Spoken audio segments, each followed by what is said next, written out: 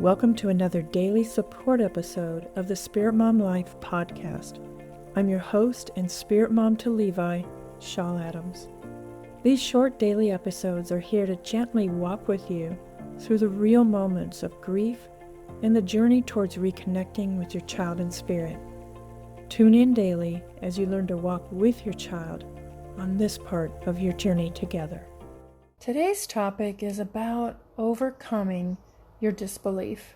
My son Levi started sending signs and messages pretty quickly, and I'm truly grateful that I was able to receive them.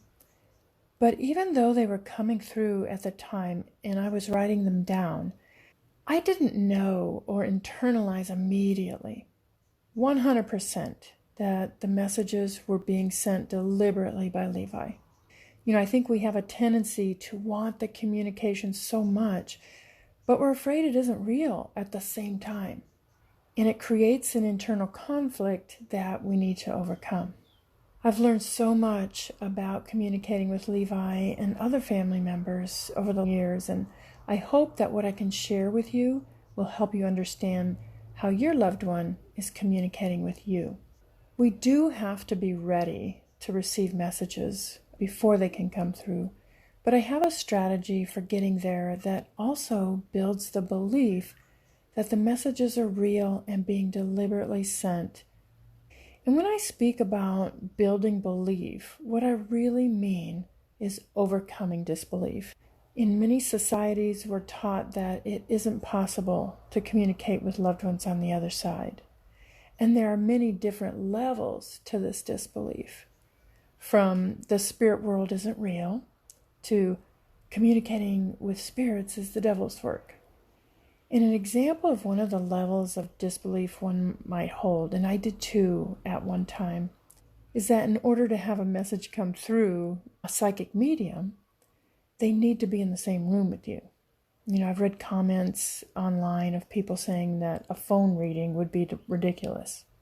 But if our loved ones live as spirit and they can communicate with us at all, they're doing it from another plane of existence, a different energetic frequency. And so in that way, it doesn't matter where on the planet we are. They can deliver the message to whoever will receive it and pass it on. I had an excellent phone reading early on, but I had a measure of disbelief that I hadn't overcome yet. And part of it was questioning whether he could really come through. Part of it was questioning if a phone reading could really work, and so on. But luckily, I wrote it all down. And if you've been listening to my podcast for any amount of time, the number one thing that I am always hammering on about is that you have to document these communications, because it is truly the way to build your belief. There comes a point where you begin to see so many patterns and you see so many messages that you understand there's no way there could be this many coincidences. And that's how it happened for me. So before this phone reading, I had also asked Levi's sister to think of something that he could say to her, but not to tell me. And he brought it up in the session more than once. So my experience is that consciousness is non-local, meaning we are receivers for consciousness. It doesn't come from our brain. Our brain doesn't create consciousness. And consciousness is an energy. I know that I'm communicating with the part of pure soul, pure love, pure oneness from the spirit world that lived as Levi's consciousness. And I know that Levi is present. His consciousness is present within that realm. So for those of us who truly want to communicate with loved ones on the other side, we have to open ourselves to this communication. Asking for signs and messages is a first step in this process. Talk to them like you would if they were physically in the room.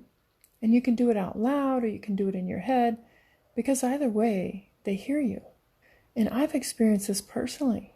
I can remember having just an emotion that I hadn't had the whole time he'd been living on the other side. And I didn't share it with anyone. But the next day he had somebody send me a message about it. And I know I've said in other episodes that I think the reason Levi and I communicated so early on is that even through the devastating pain that I was feeling, I was focused on the love, my love for him, how he was all about love when he was here. I spoke love to him, and I spoke love about him. And this was such a powerful way to meet him on a higher frequency, even through all that pain. So for today, the exercise is to speak love to your loved one, ask for a specific sign or message, consciously open yourself to receive it, and write it down. Whether you believe something was deliberately sent, or you hope it was, or you're not sure at all, always write it down. Over time, you will see patterns, and it will truly help you overcome the disbelief.